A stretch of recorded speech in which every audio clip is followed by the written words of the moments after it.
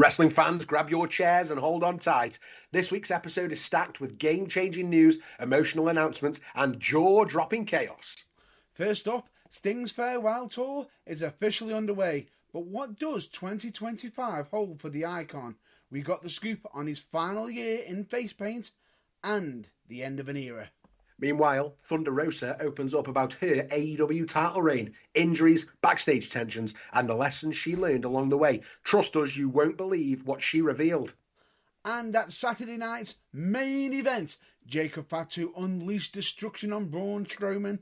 Gunther and Jey Uso tore it up in the main event, and HBK proved he still got it with a sweet chin music you've got to hear about.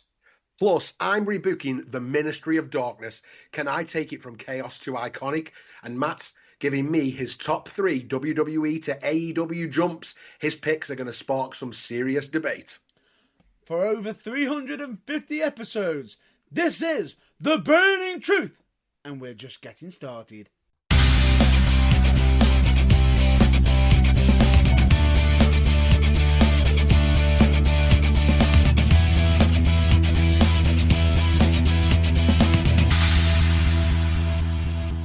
Hey, it's Scott Barrett, and welcome back to The Burning Truth. And did you hear that? Then I went a bit funny then, didn't I? And as always, I'm joined by the man whose beard could cut a promo so good, even Jesse Ventura would be jealous. It's Matt Burns, everybody. That is such, he's spitting facts right there. Was that a statistic from me? It wasn't a Scott statistic, no, but it very well could have been. It might have been a Matt fact. But my voice broke as I did the Burning Truth bit there. I think I'm coming down with something, obviously. Who knows? But anyway, that leads nicely into what I want to ask you. Go on. Right now, which is none other than, Scott, how are you? Oh, do you know what, mate? I'm really, really good. I tell you what is really, really good is why I feel so really, really good. One more time, really, really good, is because last week we did our first ever watch-along on YouTube Live and on the podcast, and we got some amazing feedback from it, right? Yeah, and it wasn't just the feedback as well, the energy from it as well, which was great, and the interactions that we had while we were doing it, along while watching the Royal Rumble 1992. Yeah, absolutely phenomenal. So thanks if you watched live with us. We'll definitely be doing it again sometime soon. And when we do, make sure you are subscribed to the YouTube and you've got your notifications on, because when we go live, we want as many of you watching and listening along with us as possible, providing alternate commentary while we watch a special event together, whether that be a pay-per-view from way back when, or maybe something more recent, or maybe something live and in the moment right then. But you never know. You never know when the Burning Truth are going to go live. What have you had going on this week, Matt Burns? For myself, to be honest with you, I actually got volunteered to help out with a bit of advertising this week. Oh, right, okay, nice. For UKWA, where I got asked by by the powers that be. UKWA wrestling promotion based in Crewe. Yeah. That's usually doing shows at the Coppenhall Working Men's Club as well. Yeah, they've got their next event. If I'm not too far mistaken, that's been heavily publicised on Facebook and Twitter already, Matt Burns. Yes, it has. And if I'm not mistaken, I believe it's the 15th of February, which is the Finest Hour, the reboot. Finest Hour, the reboot. I would have said there was only one match announced, but within the last hour, the second match has been announced. Oh, wow, okay. So live as we're coming to you on the podcast, we're getting, an exclusive, if you like. Potentially, yeah, definitely. But it's very, I will say, it's interesting. But I will say, what made it so interesting as well, the reason why I bring it up is, while I was out flying, seeing some of the UKWA fans meeting and greeting me, as I'm doing it, which is great. It's always great. And even having some selfies. Hey, that's good news, Matt Burns. And I suppose we couldn't go any further without talking about the other big wrestling promotion local to us, which is United Wrestling Live. We've got United Wrestling Live coming to us this Friday, That's the 31st of January for January Justice in Abbey Alton Sports and Social Club, Stoke-on-Trent. That's a 7 p.m. start. Tickets are £6. You can get those at united-wrestling.co.uk. So we've got United Wrestling this Friday, the 31st of January, and as you say, we've got UKWA coming soon too. Yes, but there's that much wrestling going on. It's absolutely unbelievable, the fact that we've got so much wrestling going on. I feel like as though there isn't a week where there's nothing. There isn't an actual show on. Yeah, loads and loads going on. We've obviously got Saturday night's main event just passed. Some big news coming out of AEW this week on Dynamite and Collision. Impact, or TNA as it is again now, had a massive week of shows. So loads and loads of good wrestling going on, and PCO getting himself in the news also for something that we may or may not talk about in the pod. So yeah, Matt Burns, I suppose all we should do is go straight to the news. So just sit tight, don't blow a fuse, because now it's time for this week's news. This just in, the news! Yeah, the news. Right, Matt Burns, what's in the news this week? Well, let's just start off with former AEW Women's World Champion Thunder Rosa admitting she wasn't mentally prepared for her title win in March 2022. She faced challenges including injuries and backstage tension, which led to a prolonged absence from the ring. Rosa emphasised the importance of supporting rising stars, drawing from her own experiences. Interesting. Thunder Rosa, that wasn't her first reign with the title in 2022, was it? Because I remember at some point she was like holding the division through COVID. Yeah, she, at the same time, I feel as though she had a lot of pressure on her at the time, because there was a bit of, I believe, if I'm not mistaken, there was talks of potential other wrestlers coming up and other female stars, but for some unknown reason, certain backstage things happened, and certain ones decided to either leave or be sort of, moved on from. Yeah, absolutely mental. And I think while we're talking about this, and we're talking about the women's division, and certainly Women's World Championship, massive return this week, but not really a return, Matt Burns. Let's talk about what happened with Toni Storm. Talk us through that. That was absolutely phenomenal. Or should I say, the return of timeless Toni Storm. What was so genius about it is the fact that she acted like she'd forgotten everything. Yep. So then when she's with Mariah May, she was actually acting like a fangirl to Mariah May. So it was like, what?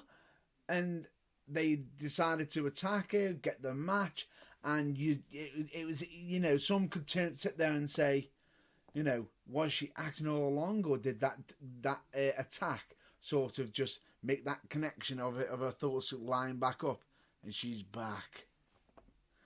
Timeless Toni Storm back on AEW. Oh, definitely. The weird thing about it is she's been back for a bit, but she hasn't been acting like her timeless. She's been that classic Toni Storm character, but she's basically been playing happy babyface, happy to be there, hasn't she? Yeah.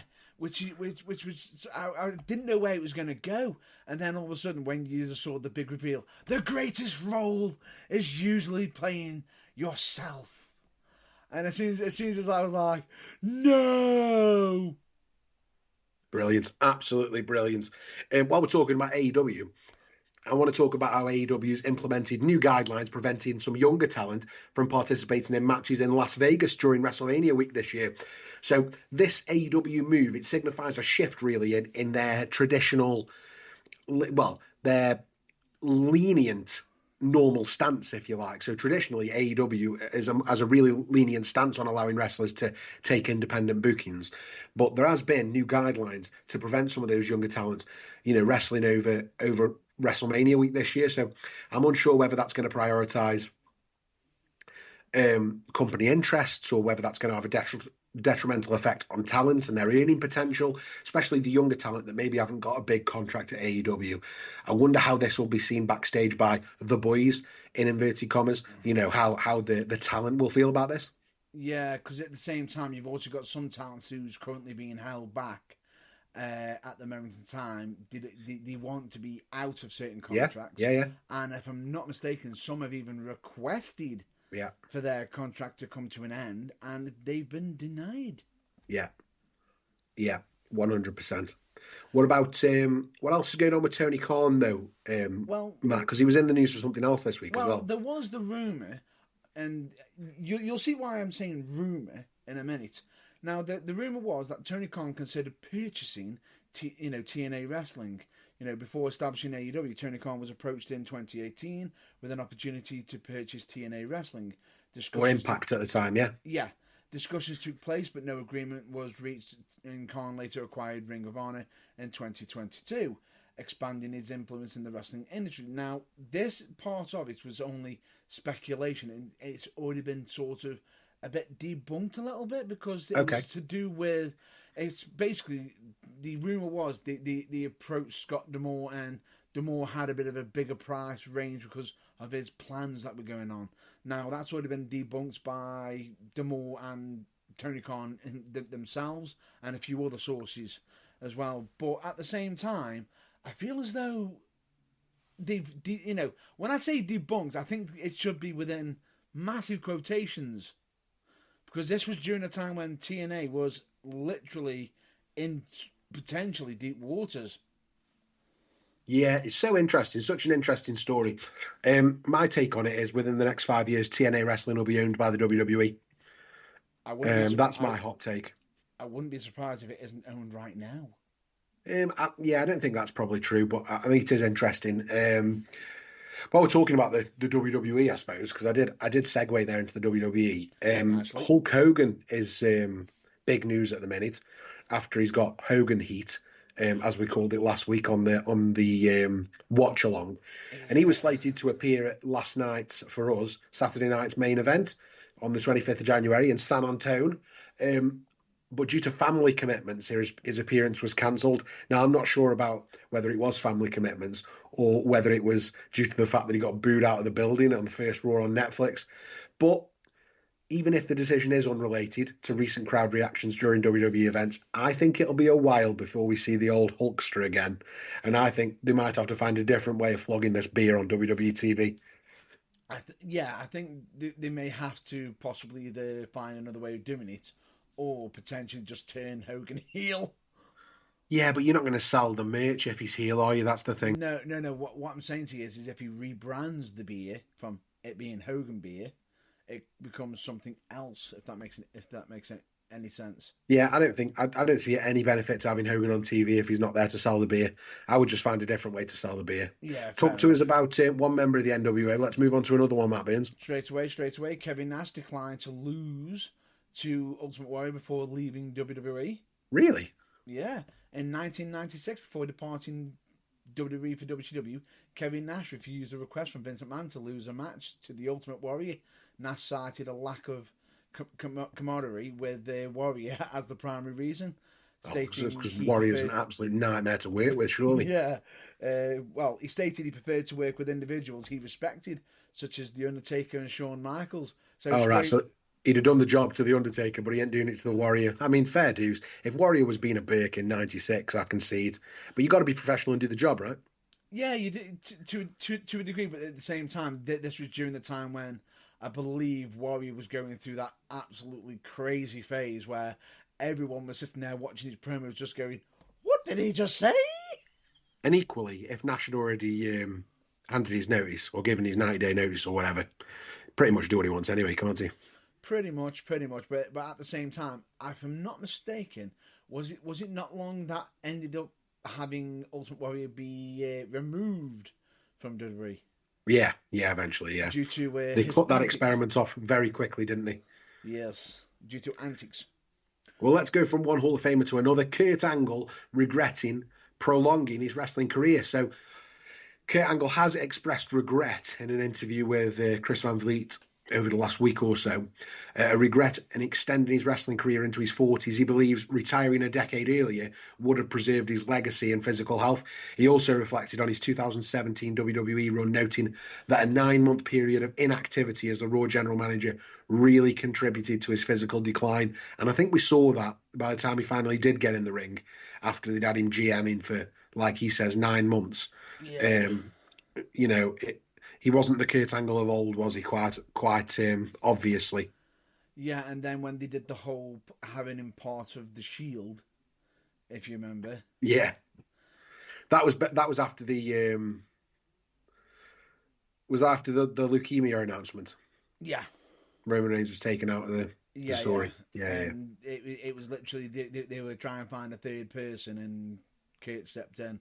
Yeah, fair. Now, the thing is with Kurt, he went through so much, and as much as he could turn around and he on many of his interviews, DVDs, he has said when he transitioned from WWE to TNA and everything, he even said himself he wished he took a break even then, because he wasn't right 100% himself. But the fact that he says, prolonging his wrestling career, it probably did some additional damage as well, which everyone knows. You've always got to be cautious of your body, because you've only got one. One. Yeah, you've only got one. What else is in the news, Matt Burns? Well, of course, moving on, we've got Brock Anderson declining a AEW contract extension. Oh, is this Arn Anderson's son? Yeah, Brock Anderson, son of Arn Anderson. He chose not to renew his AEW contract, which expired in October 2023. He felt limited by infrequent matches and sought more opportunities to develop his skills on the independent circuit. Anderson believes this decision will be better to allow him to continue his growth in wrestling. Oh, right, okay, yeah. I wouldn't be surprised if he pops up in NXT eventually. Who knows? I would be surprised if he doesn't. But at the same time, he does seem to be gelling well, because at the moment, if I'm not mistaken, he's been dipping into NWA at the moment and doing a bit of graft there as well. So awesome. A bit of history there. Bit of history. And while we're talking about history, let's talk about some history. The Stinger has announced his final year in Full Gear. And I don't mean Full Gear, the premium live event, Matt Burns. I mean in full attire. So after retiring from in-ring competition in 2024, wrestling legend Sting has revealed that 2025 will be his last year appearing in his iconic face paint and gear at events and signings.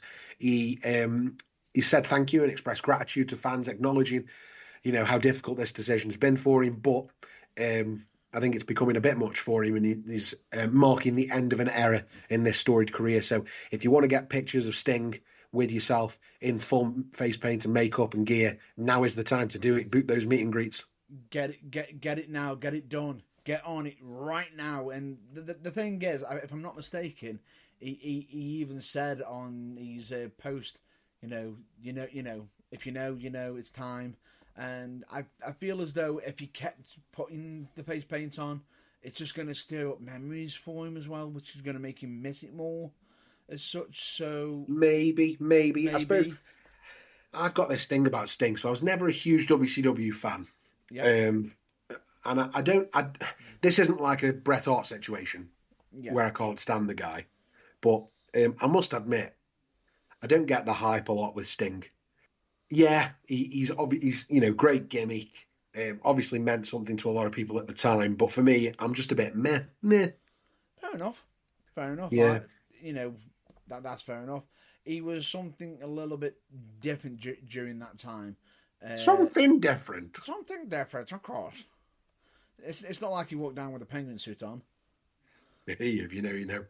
That's a deep cut. And the last piece of news I've got for you this week, Matt Burns, is around WWE missing a planned Shawn Michaels appearance. So, do you remember back when Raw started on Netflix on January 6th? Yeah. So WWE intended Hall of Famer Shawn Michaels to make a surprise appearance. However, due to a miscommunication, Shawn Michaels was sat in the dressing room and the planned segment didn't occur. So the Undertaker's the one who's let us know this. But yeah, Shawn Michaels should have been on the show. But whatever his cue was, he missed it because he was sat in the dressing room. Whoops. Whoops, indeed. that missing his cue. And yet he's the man who sort of is involved with hitting some sweet chin music. Yeah, absolutely. But if somebody, do you know what? If somebody missed the cue in NXT, I'm sure he'd be going mad about it, wouldn't he? Oh, definitely. It'd be completely understandable. Okay, so we've had the news, Matt Burns, unless you've got any more that come to mind. Any more that comes to mind? Well, of course, there is one thing I was about to say. Well, I've actually got two, actually. One of them is got to be the side questing still continues. The side quest continues. JBL. Talk to us about JBL then, what's interesting is this also leads into the other piece in a minute. Now, JBL has been absolutely side questing. He's been going into many independent companies. He's going into TNA. And at the same time, if I'm not mistaken, isn't he meant to be making an appearance on Raw on Monday? Last Monday he was on. Was it last Monday he was on? Yeah. So basically, while he's also working for WWE, he's also working for TNA. He's been in GCW. He's going everywhere. Well, he's one of the rare few that haven't got a WWE Legends deal. So JBL hasn't signed a Legends deal, so he's pretty much free to do whatever he wants. He appeared this week, but he confirmed on Bruce Pritchard's podcast with Conrad, which, if you haven't been listening to, Bruce has taken a leave of absence and JBL's been filling in and will do through the WrestleMania season. So Bruce is going to be out and JBL's going to be covering till at least April. And he confirmed on there that he hasn't got a Legends deal with WWE, so he's literally doing whatever he wants. Which is great because... And he has some hefty goals for this year as well. Oh yeah, definitely. And, and if anybody is sitting there saying, nah, I'm not going to check that, why not? Because come on, this is JBL, a wrestling god. And it's an absolute great watch. And he has got some good stories to tell. And I mean that, great stories. He has got a sense of humour. He speaks his mind, but he has got a good sense of humour, which is great. Yeah, absolutely phenomenal. And he was great on commentary on Raw this week, actually. So if you get a chance to go back and watch that, really good. And the side quest continues, Matt Burns. That it does. But anyway, his side quest caused a bit of an inversion recently. And is this number 2? Oh yeah, of course it is. It suddenly, he got involved into a main event match that involved the TNA World Heavyweight Championship, and this led to the moment when it happened. Say his name, and he appears. Joe Hendry has finally become TNA World Heavyweight Champion. If he doesn't come out in the Rumble, I'm going to riot. Oh, I'm definitely rioting if he isn't there. The Rumble is this Saturday, and if he doesn't come out, I'm going to riot. We have to get Joe Hendry in the Rumble. I think it would be an absolute travesty if it didn't happen. But additionally, I've even got some additional news to add on now, again, which is, do you know the whole deal that they've got with TNA and WWE? It's benefited TNA in such a great way. TNA has finally been able to go live recently. If I'm not mistaken, it's been 6 years since they were last live. Wow. Live TV is difficult to swallow, man. And on top of that, they've also got some big main shows where they're going to be literally doing some of the recordings at a certain venue, which is going to be very interesting. You might have heard of it. Full Sail University. Ah, brilliant. That's exactly what we want to hear. Yeah, TNA are going to be in Full Sail University.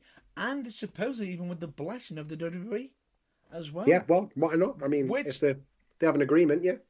Which is great because at the same time, not only have we been seeing a lot of this interaction. We've also been seeing a lot of NXT stars making appearances on TNA. Cora Jade, Wesley. Honestly, it's been absolutely brilliant. Yeah, fantastic. I tell you what, Matt Burns, let's hear some ads or some cheap plugs, and then when we come back, we're going to talk Saturday night's main event.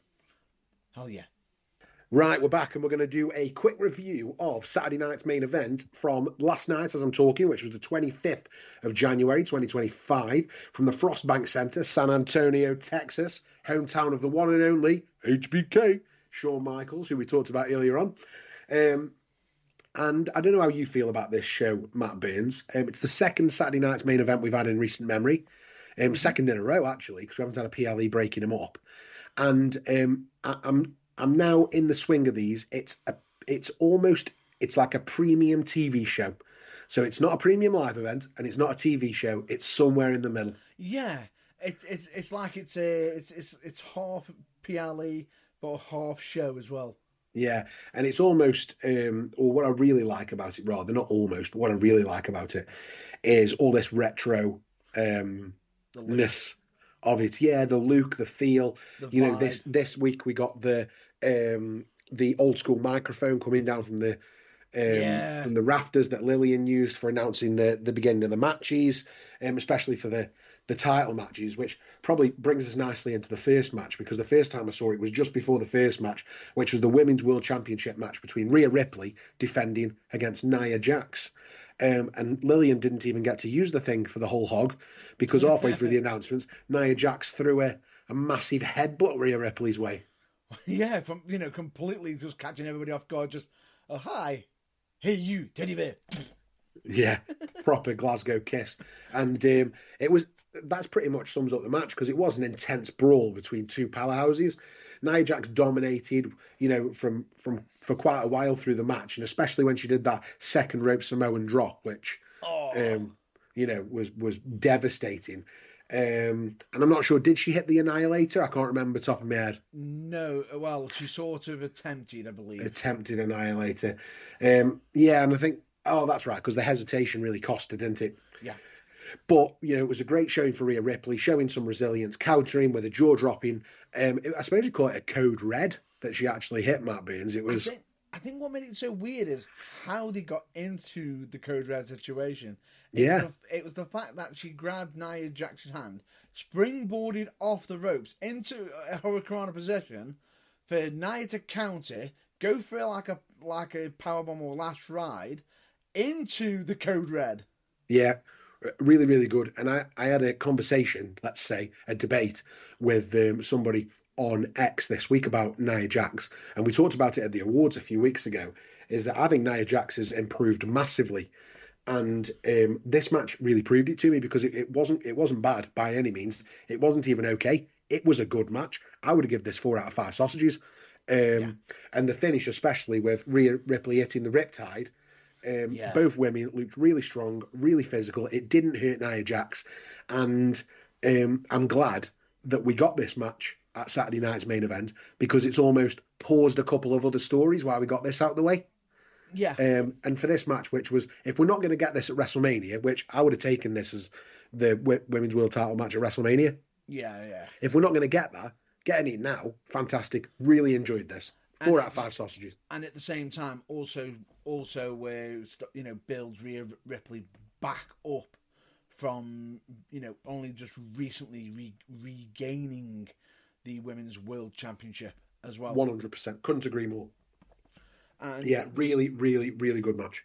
And for anyone who disagrees with us in regards to Nia Jax, honestly, she has been absolutely phenomenal. She was most improved in 2024, and I'm even going to put it down to say right now, for 2025, she has to be a must watch. Yeah, I agree. I think anybody that disagrees with us hasn't been watching WWE over the last 12 months, because they can't have been. Or they've got some, or it's bias. It's unconscious bias based on her past performances. Because absolutely brilliant. or they're either it's either the past biased or they're just they're saying, well, she's related to The Rock or something. It's like, no, regardless of it, just because you're related to somebody doesn't mean you instantly get better because you're associated with somebody. Yeah, she's actually better. From one banger to another, Matt Burns, one heavy, intense brawl to another. The second championship match on the show, which was the Intercontinental Championship, we had the champion Braun Breaker defending against our Sheamus.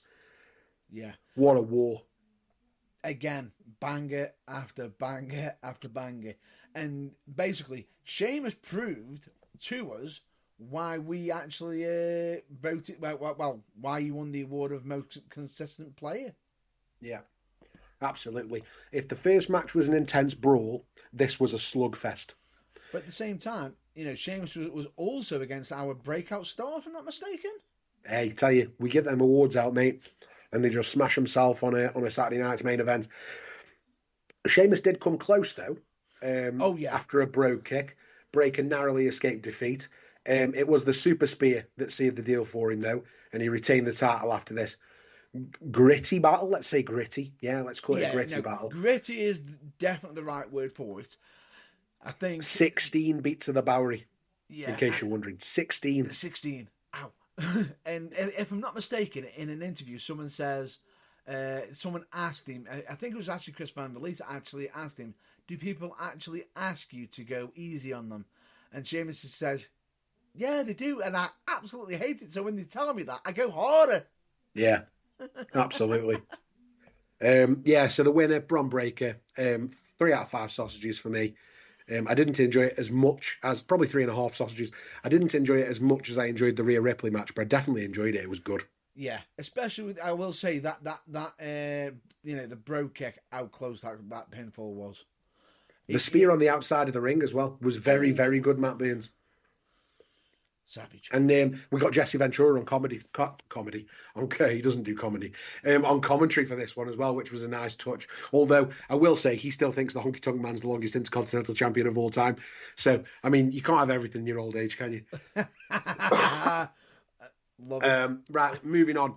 We then had a segment, actually, rather than a match, Matt Burns. We got the WWE Championship ladder match contract signing with KO and Cody. Yeah. This, I thought, brought the heat between both of them. This actually, showed how much they are hating on each other. Owens calling Rhodes a liar and promised to take back the spotlight he deserved for a decade.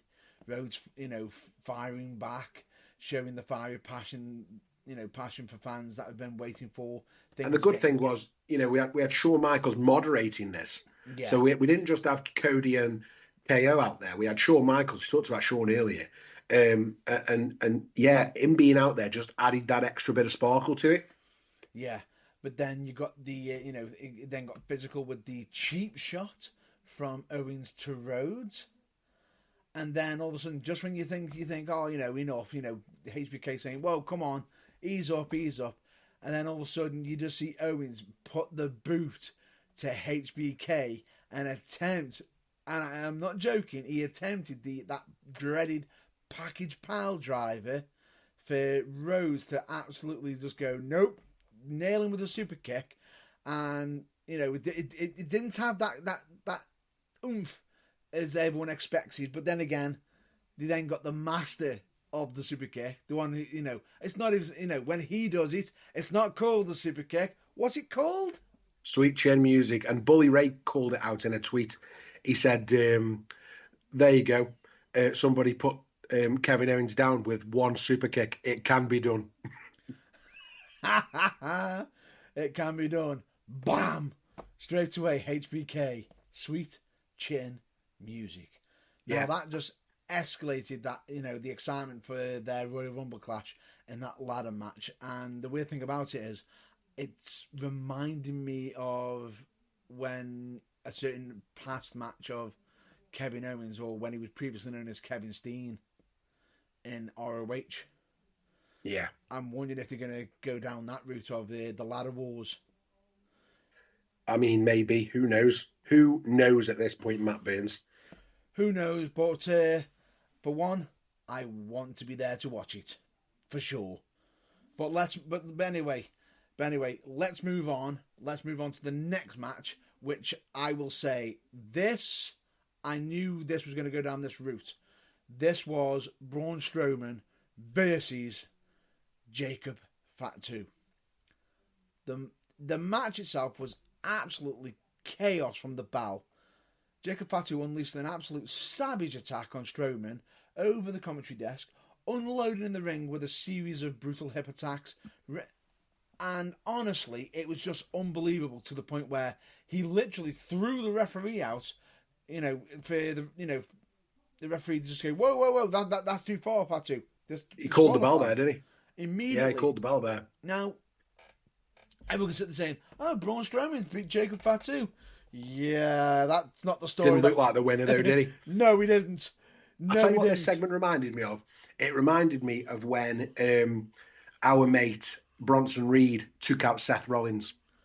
Yes. It was done in a very similar way because then we've got all the officials and referees in the ring, all them former wrestlers that you're not supposed to remember are former wrestlers, and they're all in there trying to get Jacob Fatu off Braun Strowman. You even then had, help me out, Tama Tonga. Yeah. Trying to get Jacob Fatu to give it up as well. And then you started to get those special moonsaults. Oh, yeah. And then what I thought was absolutely chaotic about it is bear in mind, you got Tama Tonga being the voice of reason. I know. Because Tama Tonga is not as mental as Jacob Fatu. Yeah. And so, on top, if I'm not mistaken, on top of that, leading up to this match, Jacob Fatu sort of was spilling a bit of his history into his promos as well. From his MLW days. Jacob Fatu's much better on the mic than I expected him to be. Oh no, I knew we could go on the mic because, bear in mind, he was sitting there saying, what do you think this is going to be? King Kong versus Godzilla. That ain't happening because I'm both. Yeah, phenomenal. And I think this match showed me that Braun Strowman got the win by DQ, whatever. Jacob Fatu really looked like the winner here, and we know it. But even more than that, Jacob Fatu showed something else about his character, and he is a very special talent, is what I got from this match. Now, I wouldn't be surprised if he makes a record in the Rumble this year. I wouldn't be surprised either. And on top of that, I'm glad that you actually brought up the Bronson Reed. Yeah. Because that entire segment on Seth was really devastating, especially on someone smaller. But I feel as though Jacob Fatu doing it on Braun Strowman shows the fact that if he's bloodying Braun Strowman and making an absolute mess of him, who can't he do that to? Yeah. Who can he not do it to? And on top of that, if it's someone smaller than him, like a certain American Nightmare, yeah, I'm pretty sure he's going to be putting them down for the count. Our next match is the World Heavyweight Championship match, and that's really fitting because if there's one person I would like to see Jacob Fatu wrestle right now, it's Gunther. Yeah, but for now, the main event of this show was Gunther versus Jey Uso, Gunther defending his World Heavyweight Championship. And everybody and his dog knew the outcome of this match, Matt Burns. But even so, the story they told was very, very good. As much as you might have known the result, a part of you still wanted the... Oh, yeah, we all... Listen, yeah, it was a head and heart, right? Everybody knows logically Gunther's not losing the championship here. Doesn't make anyone feel less strongly about wanting Jey Uso to be the champion. And Jey Uso bought the fight. He bought fire. He showed that he could hang with the dominant champion. A really fiery comeback. Spears, Uso splash. But I think it's fair to say Gunther's power in this one proved too much for him. And it was a double powerbomb, I think, for the finish that sealed the victory for the ring general. But it had to be consecutive. It was literally powerbomb, left, powerbomb. Yeah. And Jey pushed him to his limits here in a strong main event. And I'm comparing matches here, which I don't normally do, but I've just compared the end of that Braun Strowman Jacob Fatu match to Seth Rollins and Bronson Reed from last year. I'm going to compare this to an actual match, Gunther and Jey Uso. It reminded me of the Undertaker Jeff Hardy ladder match from Raw. Oh. Where the babyface underdog really pushes the heel champ to his limits. Yeah. And the heel champ almost has to show respect at the end of it because of. Yeah. And we didn't get that respect moment. Yeah, but at the same time. But Gunther did it in his own way. Yeah, you could see it anyway. Yeah. It's like, I did not expect that. You almost see the shock on his face. Yeah. Special talent, Jey Uso.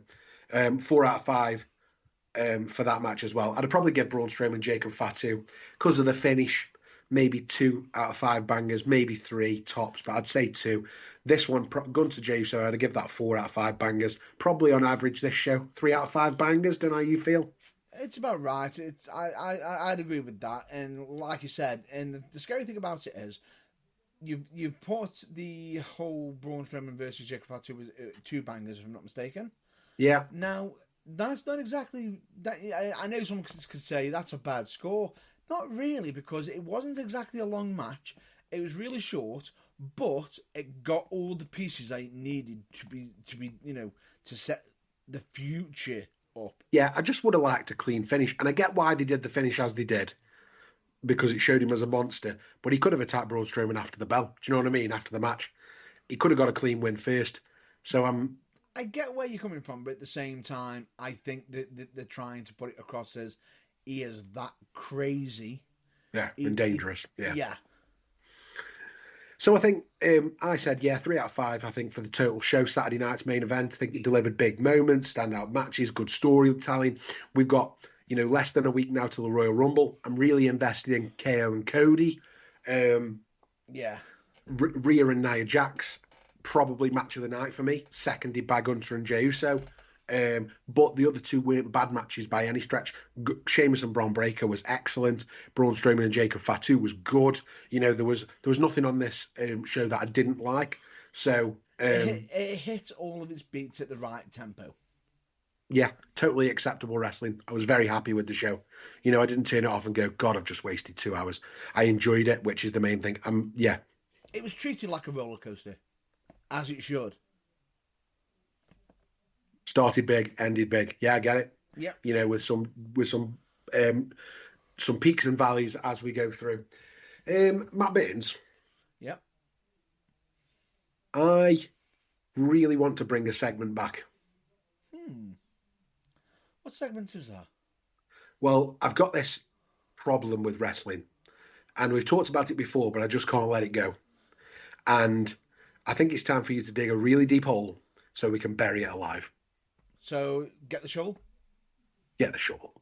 Do you love NXT? Yeah. Do you hate that we don't talk about it on the podcast? Hell yeah, what's up with that? Well, you can catch all the NXT action live on our YouTube streams every week if you subscribe at The Burning Truth 251 on YouTube and listen to me, Scott, and I'm talking all things NXT every week on a Wednesday.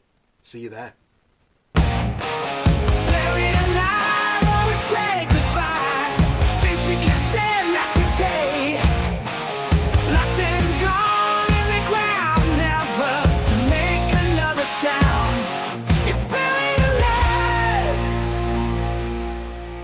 Dearly beloved, we're gathered here today for Buried Alive. Hello.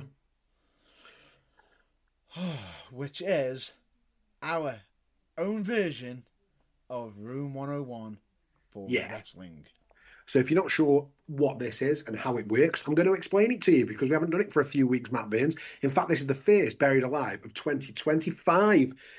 So how Buried Alive works is we are judge, jury, and executioner, and we're going to take a storyline, a gimmick, or basically anything from the world of wrestling and decide whether it's absolute wrestle crap and it should be buried alive for all time, never to see the light of day again. And Matt Burns, I come to you with something we've already talked about today. Uh-oh. I want the overuse of roll-up wins buried alive. and I am not turning this podcast off until I have Buried Alive roll-up wins. You really think that's wise? To go for it again? Yeah, absolutely. I get that it's a quick, surprising finish that can elevate a storyline, right? But it's lazy and it devalues decisive victories. Right. Have we had a roll-up victory in Saturday night's main event? So far? No, just the one last night. Oh, no. No, because we didn't need one, Matt Burns, that's why. It wasn't needed for that. I'm not saying that. No. It's never needed. It is needed for certain moments or if certain individuals are being difficult to work with. Not naming names or, deep cuts or anything. Yeah, that is a deep cut. Let me take you through some examples, Matt Burns. Do you remember WrestleMania 11? WrestleMania 11, you got me thinking now. Which match are you referring to? Do you remember Bret Hart versus Bob Backlund? Oh. Yes. And do you remember not long before WrestleMania, they'd had an intense I Quit match? Yes. So how do you follow an I Quit match, Matt Burns? Well, you got to build up the intensity. Which ends in a WrestleMania match that ends with a quick roll-up following interference from Roddy Piper. That's how you top an I Quit match, according to...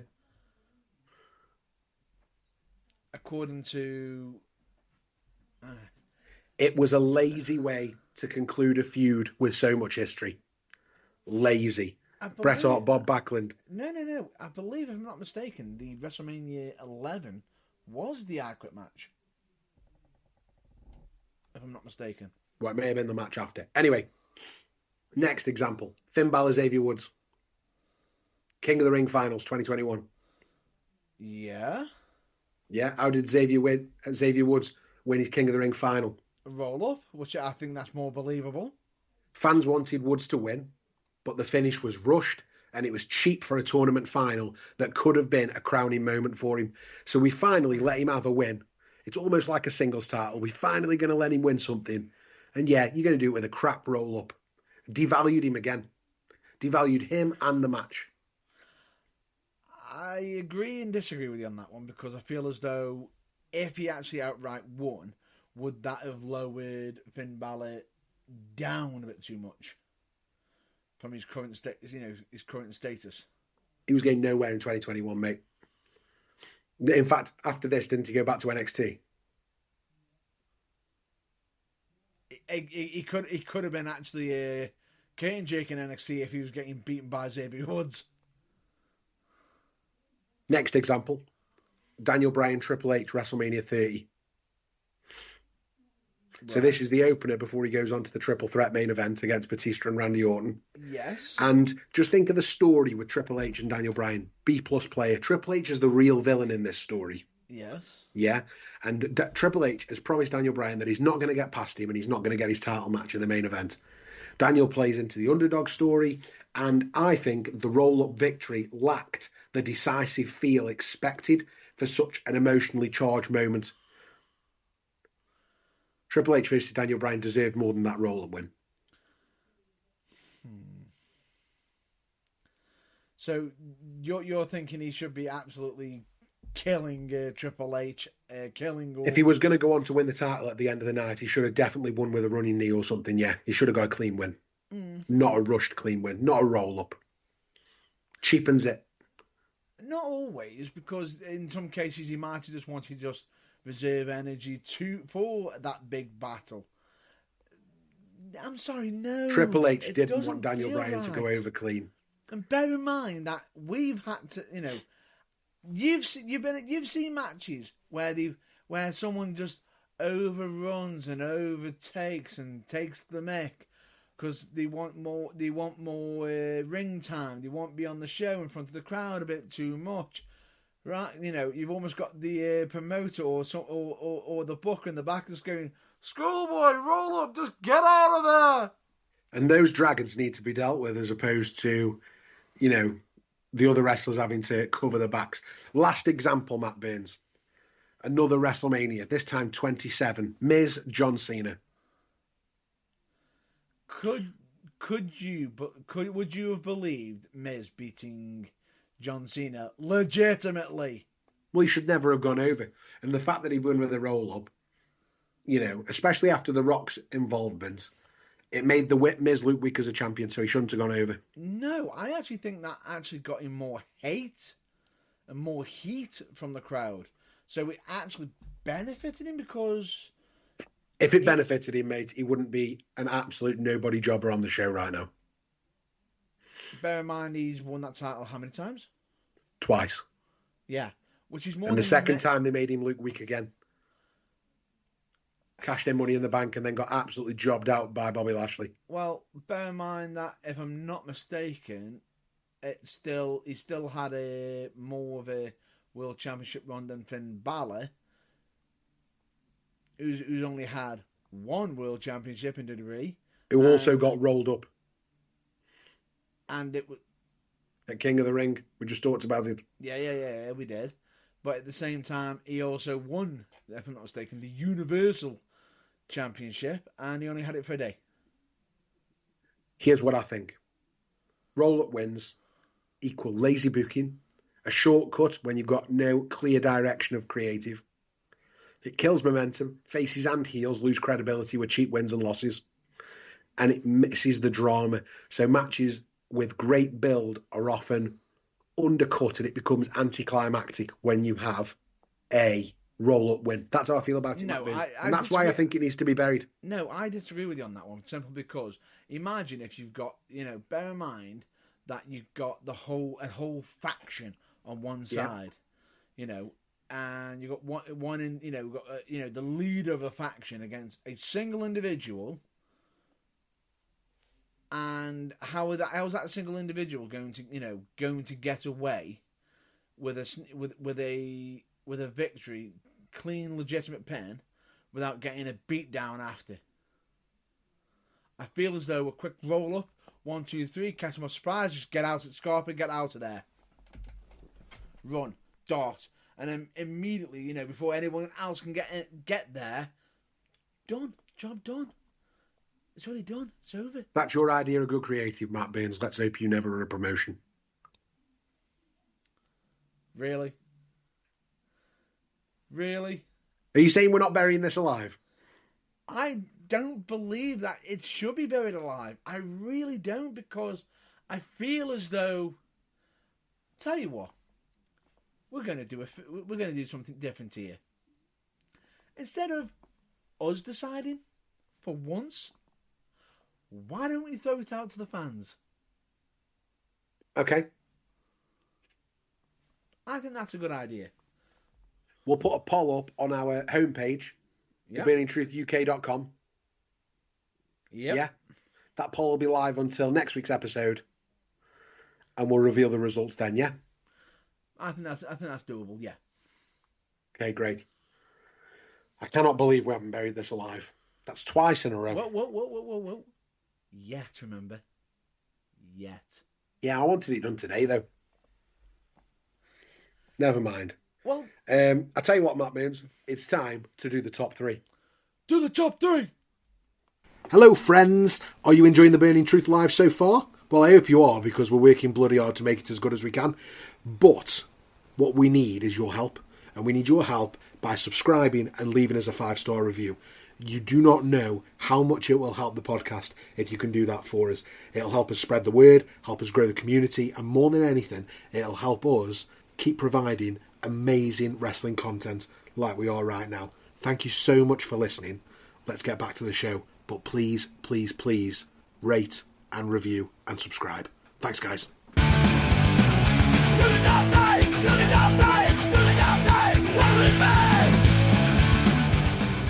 Right, Matt Burns, it's time for the top 3. And how do we work the top 3? Well, hopefully we know, but again, first time in 2025. So how do we do the top 3? I'm going to ask you for your top 3 of a chosen subject. This week, the subject I've chosen is very special. And how I want you to deliver your top 3 is I want you to give me your number 3, your number 2, and then finally, in the climax, your number 1.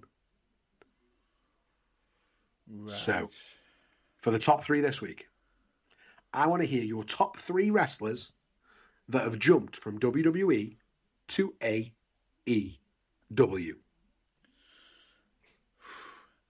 Shall I throw in some honourable mentions first? Feel free. I'm going to have to put some honourable mentions, which is none other than the patriarch, the man who always asks about someone's father.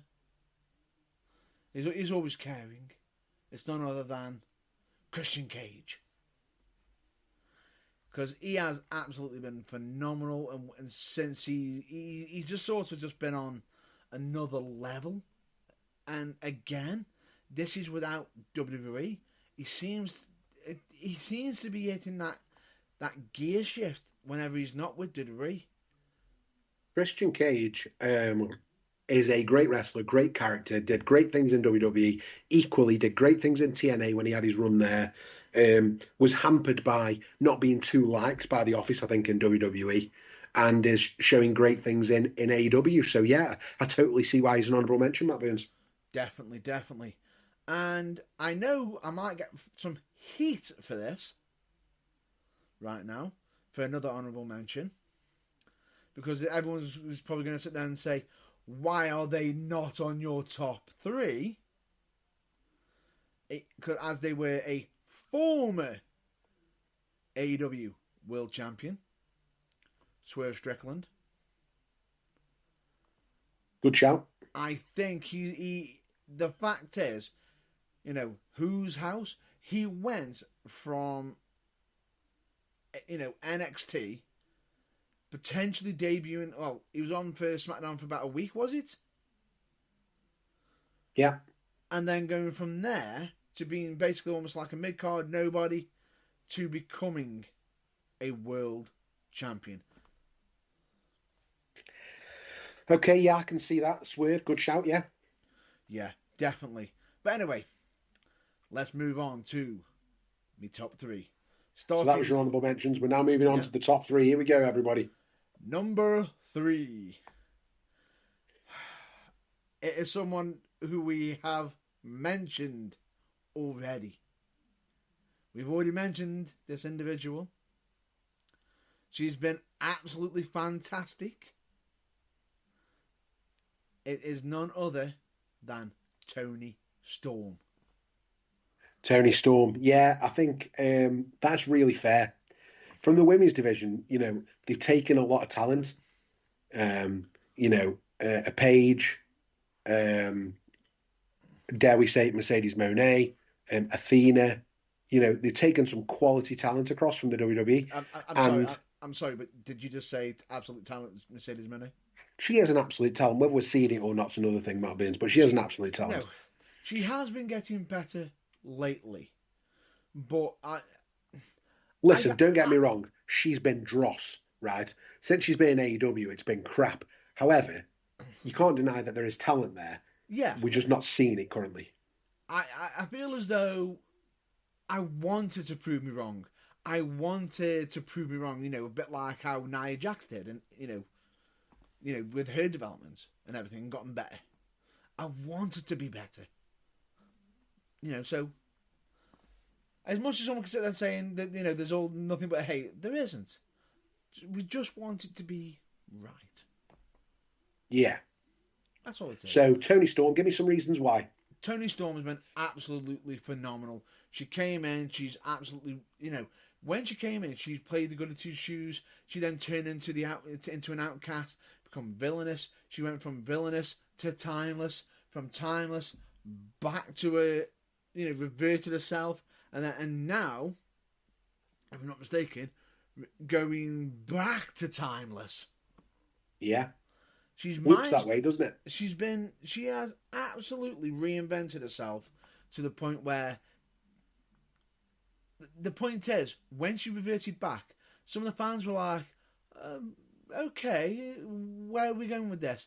But then when it's all revealed that she was actually possibly still timeless or has been changed back to timeless, it goes to show the credit of the work. The fact is, being able to reinvent yourself in such a short period of time and get people to react to it in that way, credit to her hard work.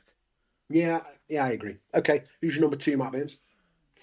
My number 2 is... You said number 2.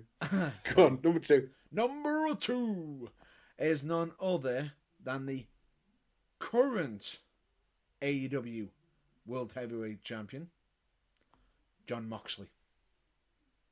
Solid number 2. Absolute, because he has always been a good soldier.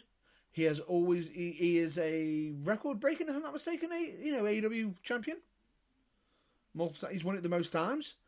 And the fact is, since he's managed to change from what he was originally all about, but at the same time, he has changed to a degree. He then became a major face, got through some issues, showed development, and then, he's now going into his heel phase, which almost seems like a bit of a twisted version of the original version that came into AEW. Okay. On a massive scale, but he's managed to, again, a bit like Toni Storm, reinvent himself in front of the fans' eyes. Now everyone's up there saying, "Oh, Moxley couldn't turn into a major villain until he acquired the Bag for Life." What? Jon Moxley's Bag for Life. Never again. So that's number 3, Toni Storm. Number 2, Jon Moxley. Go on then, Matt Baines. Give us your number 1. As much as I am a massive fan of this individual, it is none other than... Oh, no, I'm sorry. That's a joke. I was going to say Nigel McGuinness, but no. Nice. I thought I'd just throw that little joke in there. But he has a lot to do with Nigel's history. It is none other than the American Dragon, Bryan Danielson. Good shout. Good shout for number 1, that is, Matt Baines. For me, the fact is, he could have just settled and, could have just settled himself, retired very quietly in WWE. He didn't want to do that. He wanted to go out on his feet and literally go into AEW for as long as he could, as much as he could, and what more can I say? The man went out there and literally put butts in seats. He even went through a bit of a villainous stage, a heroic stage, and again, bringing a bit of the nostalgia back, the final countdown and everything. Bear in mind that technically he could have, who knows? He could come back to teach a certain, he could teach Moxley a lesson, potentially. But the fact is, the man was willing to put his body on the line because he loves wrestling that much. But at the same time, if he doesn't come back, I also respect him enough to understand that, because the man wants to spend time with his family life. And bear in mind that earlier we talked about Kurt Angle stating he prolonged his wrestling career. Yeah. We don't want another individual like Bryan Danielson in the same boat. No, agreed. So just give us your top 3. Give us a rundown, Matt Baines. Once again, number 3, Toni Storm. Number 2, Jon Moxley. And number 1, Bryan Danielson. And that is Matt Baines' top 3. Ladies and gentlemen, welcome. Nope, dropping the formalities. No. This is Matt Baines with Cheap Plugs. And in case you're wondering, yes, I have dropped the formalities and thought, well, it's 2025, so let's make a change. Why not? Let's just get straight into the cheap plug, shall we? First, I've got a few. Number 1, the Burning Truth blog. Do check it out. Especially because if you want to read some of our recent thoughts on current events, some past bookings, and so much more, we highly recommend you check it out. This could be covering past rebookings. This could be covering past predictions and even some past current, or current events. Which, if I'm not mistaken, the latest article that's come out on the blog currently would be why Nia Jax is so watchable in 2025 by Scott. So do check that out. I'm about to tell you right now that there's, for my next 3 plugs, are going to be towards 3 wrestling companies. I've got 3 shows coming up almost week after week after week, back to back to back.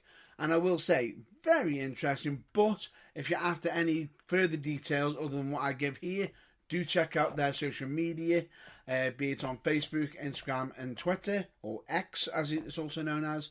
Do check them out on there. First off, United Wrestling, January Justice, Friday the 31st of January at Abbey Holton Sports and Social Club. Followed by Top Turnbuckle Wrestling, Love Hurts 2, Saturday 8th of February, Purton Civic Centre. And of course, UK Wrestling Alliance, The Finest Hour, The Reboot, Saturday 15th of February, Coppenhall Working Men's Club. I am also going to be plugging UK Wrestling Alliance's VOD, which is on Your Fight Side for just £3.99 a month, where you can get all access to all the UKWA shows. But if you use a discount code UKWA Launch, in all caps, as one word as well, you'll get £1 off your first month. But that is a one-off discount code, so don't try to keep reusing it. If you disconnect, it won't work. So that's going to be interesting. But if you want to, another way of getting to it, instead of just going to Your Fight site, which is literally the link, yourfightsite.com. If that doesn't work, go to the actual UK Wrestling Alliance website, which is ukwrestlingalliance.com, and click on the VOD section. You'll see it right there, and it'll take you straight there. And last but not least, as always, as we've been always mentioning on our cheap plugs, we're going to end with That Wrestling Show with hosts Dennis Glenn and Mickey Rowley. Every Saturday at 7 p.m. on Black Country Radio Extra, where they talk all things wrestling, just like ourselves, and they also hit marks and also been doing some recent interviews. Do check them out on Black Country Radio Extra. And with that, I've been Matt Burns, and this has been our cheap plugs for this week. Who trusted these guys with the book? It's rebook this. Lara Scott, it's rebook this. Take a shot, it's rebook this. Rebook this. It's 2025, and we're still asking who gave us the pen. We're still asking it. But, ladies and gentlemen, we are now at Rebook This. This is where both myself and Scott challenge each other to rebook a angle, a segment, or even a certain match potentially, and try our best to make it better. Now, for this week, I've challenged Scott to rebook something, and if I'm not mistaken, You said I wouldn't be able to get 5 out of 5 bangers on this. Yes, I did, and I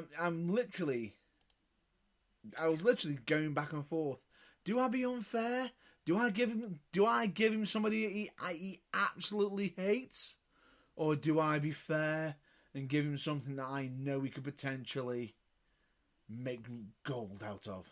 Well, I'm going to tell you right now, Matt Burns, the thing you've given me to do is one of my favourite storylines in all of wrestling history. So I've been thinking about this for a long time.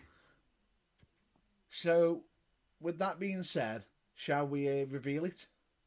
Let's do it. I am challenging Scott to rebook the Ministry of Darkness angle. Here we go. So for the people listening at home, or in the car, or on a bike, or on a train, or on a plane, or in the sky, or at work, or wherever they're listening, do you remember the Ministry angle, the Ministry of Darkness?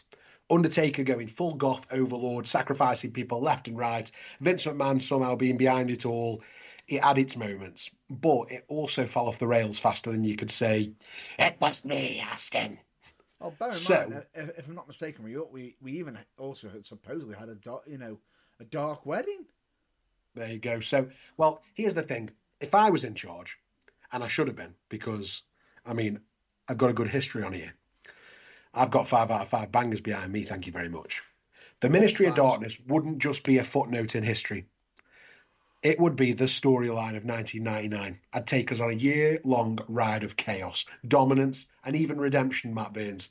Let me tell you how I'd book it, starting with its rise, then in its reign, and finally, the dramatic fall of the Ministry of Darkness. Picture this. It's December 1998. The Undertaker returns after a few weeks off. But this isn't the dead man that we're used to. He's darker, more sinister, and he's got a new mission. He's here to purge the WWF of corruption and seize control, and he's not alone. Enter the Acolytes, Farouk and Bradshaw. Enter Midian. Enter Viscera. And enter the Brood. Looking like they've just stepped out of satanic boot camp. Together, they form the Ministry of Darkness and waste no time making an impact. Now, I'm not going to bore you with when these guys join, but let's say to begin with, the Acolytes and the Brood. And as time goes on, as it did in real life, we bring in Midian and we bring in Viscera. First, they go after the corporation. The Acolytes ambushing Ken Shamrock and the Big Boss Man on Raw, leaving them battered and bruised. But the real kicker, the Ministry abducts Stephanie McMahon. Don't worry, she's found unharmed, but Vince is absolutely losing it. And when the Undertaker gives his chilling warning, your empire will fall, Vince, and the Ministry will rise, Vince is worried. Fast forward to the Royal Rumble, 1999. The Undertaker's mission is clear, and he's out to win the Rumble and take the WWF Championship as the first step in his conquest. But Vince, being Vince, has a plan. He recruits Kane into the corporation to stop his brother. And in the Rumble, the Undertaker dominates. He's tossing people out left. He's tossing people out right until Kane comes in and eliminates the Undertaker in a heated clash. And guess who wins the Rumble? As he did in the real world, Vince McMahon, of course, with a little help from The Rock. The corporation's grip on the WWF Championship is secure for now. Following month at St. Valentine's Day Massacre, the Ministry cranks up the intensity. The Acolytes win the WWF Tag Team Championships. Patterson and Briscoe are left tied up backstage, and The Undertaker crushes Kane in a brutal Inferno match, thanks to the Ministry's interference. By the time we hit WrestleMania 15, this war is in full swing. WrestleMania 15 sets the stage. Stone Cold Steve Austin beats The Rock for the WWF Championship, sticking it to Vince. Meanwhile, The Undertaker takes on the Big Boss Man inside Hell in a Cell. And after a violent battle, The Undertaker wins and leaves Big Boss Man incapacitated, sending a message to Vince that the Ministry is just getting started. After the match, the Brood come down from the rafters, dig themselves into the Hell in a Cell, climb down inside the Hell in a Cell. Viscera and Midian and the Acolytes come out, ripping the door off the cell, all getting inside, and all of them beating the holy hell out of the Big Boss Man. And nobody can help him. At Backlash, The Undertaker defeats the Big Show, still in the corporation at this point. Vince's latest enforcer. So we're not having the Big Show turn on Vince at WrestleMania. And here's where it gets juicy. The Rock turns face after losing to Austin in a rematch at Backlash. And so The Rock is out of the corporation and his power's weakening. Then comes King of the Ring, where The Undertaker finally gets his hands on the championship. In a chaotic triple threat match against Stone Cold and Triple H, interference from both factions. In the end, The Undertaker pins Triple H with a tombstone piledriver and wins the WWF Championship. The Ministry has got the championship. Now let's talk about Kane. By July, Kane starts acting differently. He's hesitating during confrontations. He's standing a little too close, to the villains in the story, if you like, especially when there's backstage brawls. It's subtle, but there are certainly seeds that are planted. And at SummerSlam, the tensions reach their peak as The Undertaker defends his title against Austin, and just when it looks like Austin might pull it off, Kane betrays Vince McMahon and joins the Ministry of Darkness, screwing Steve Austin out of the WWF Championship. He aligns himself with the Ministry, and he leaves the corporation in shambles. Undertaker stands tall with his brother by his side, and at this point, SummerSlam closes with the Ministry looking unstoppable. By September, the WWF is in chaos. Austin's gunning for his rematch. Undertaker's doing everything he can to hold on to the title, and during a championship match on Raw, a hooded figure appears that takes out Austin with a DDT, helping The Undertaker retain. But who is the mysterious ally of The Undertaker? Speculation runs absolutely wild. Then in October, things really get dark. There's a Ministry ritual on Raw. The hooded figure, it's revealed to be none other than the higher power, Jake the Snake Roberts. Yes, the same Jake the Snake returns as the higher power. And the first thing he has done, the sacrifice of Paul Bearer. Paul Bearer's out of the Ministry and Jake the Snake is in. Jake the Snake is the higher power, the mastermind behind the Ministry's entire rise, and his promo sends chills down spines. For too long, Vince McMahon has poisoned this company. And Jake the Snake is no longer about poisoning. Jake the Snake is now the antidote. The Ministry will purify the WWF, and I will lead it. This all leads to Survivor Series, where it's winner take all. If the Ministry wins, Jake and The Undertaker take over the WWF. And if the corporation plus friends win, the Ministry disbands. I like how you said plus friends there. And this is when Vince McMahon has to go begging for help. And he gets some in the form of Triple H and Big Show, who are in the corporation. But then also The Rock and Steve Austin, who don't want Jake the Snake to take over the WWF. But what happens at the start of the night at Survivor Series? Stone Cold gets run over backstage. And that changes the corporation team to Triple H, The Big Show, Vince McMahon, The Rock, and Mankind replacing Steve Austin. The match is chaos. Okay. The Ministry team is The Undertaker, Kane, Farouk, Bradshaw, and Jake Roberts. Kane eliminates The Big Show and Vince McMahon, but his aggression gets him disqualified. The Rock and Triple H team up to take out the Acolytes, leaving it down to The Undertaker and Jake Roberts versus The Rock and Mankind. And in the end, The Rock hits Jake with a rock bottom, and Mankind puts The Undertaker down with the mandible claw, and the corporate team wins. The Ministry is forced to disband. Undertaker disappears, as he did in real life, and the WWF Championship is vacated.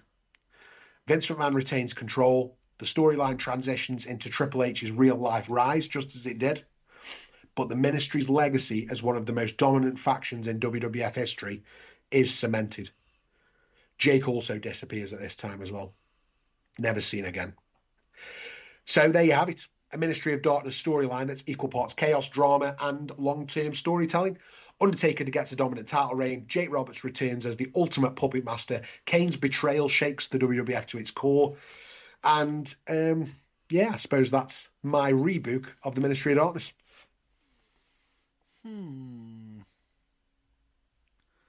I wasn't expecting a twist at the end.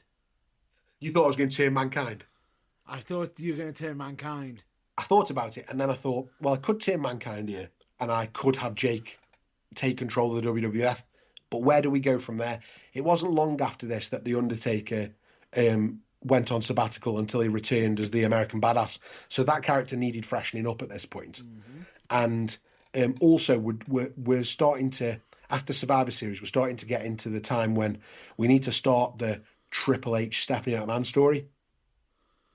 Yeah, and I also noticed that you actually gave the WWE Championship to Undertaker later than it's originally scheduled. Was King of the Ring after Over the Edge? I thought it was earlier.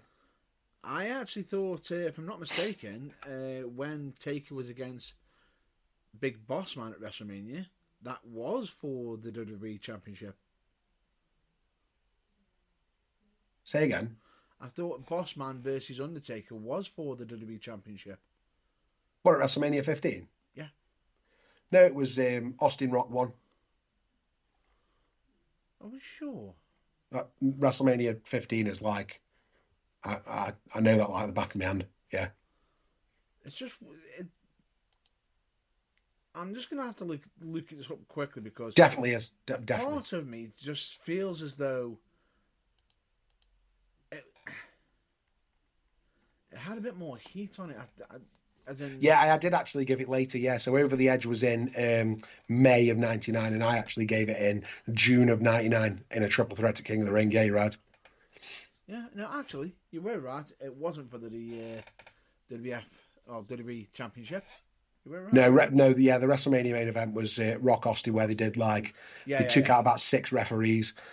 Every man and his dog got involved. Yeah, Big Show, Mankind, Shawn Michaels was in at the start. Vince McMahon was there at the end. Mankind came in as the ref at the end. It was like a whole... Yeah. Yeah. Yeah. I was wondering where you're going to go with the higher power. Jake the Snake was the obvious choice for me.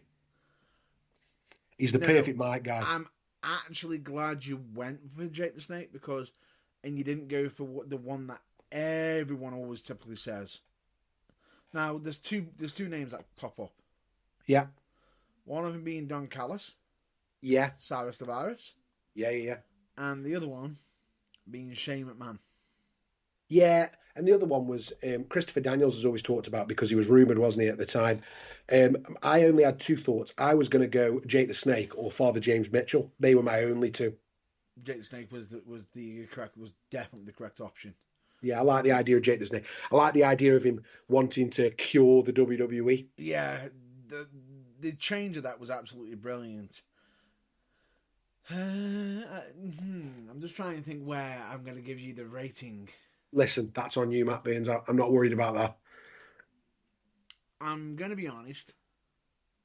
It is, of course, as we've done before, banger after banger. That's 2. After banger. That's 3. After banger. That's 4. I'll take 4. And that's it. 4 bangers. I'll take that all day. Yeah. Like you said, impossible to get 5 bangers from the Ministry of Darkness because it's such a silly idea, but I'll take it. In all fairness, I think you actually, if I went for the original Ministry of Darkness, the corporate ministry, how many bangers would that have got? 3. 3? I'd give it 2, and I loved it. No. So I'm going to say 3 for me because there were certain things, but then when they did some really silly stuff. Yeah, there was no definitive ending either, really. No, it just felt like it just went out on a whim. Just petered out, didn't it? They got bored. Yeah. Which is why I wanted to end it at Survivor Series. Yeah. And put a line under it. Because this isn't a gimmick that could have gone on for years. This isn't the Bloodline saga. No. This is a very silly satanic cult. So, yeah. I'll take 4 bangers. 4 beats 3. 4 beats 3. 4 beats 3. So with that, I think that's a wrap up for Rebook This. Now, with that all being said and done, that's a wrap on another episode of The Burning Truth in 2025. From Sting's emotional farewell to HBK's sweet chin music and timeless Toni Storm's return, this week has been absolute pure chaos, and we have loved every second of it. If you enjoyed the show, make sure you hit that like button and leave us a review. Your support keeps the channel going and helps wrestling fans unite from all over the world. And we need your help to take our YouTube channel to the next level. So please subscribe to The Burning Truth on YouTube, like the videos, and share them wherever you talk about your wrestling. We're aiming for 1,000 subscribers, and with your help, we can make that happen. And to additionally, for everything else, search The Burning Truth on all the socials, Instagram, Facebook, TikTok, and more. And for X and Blue Sky, connect with us directly at TBT Live UK. Plus, you can check out theburningtruthuk.com for breaking news, event updates, and exclusives, including the blog.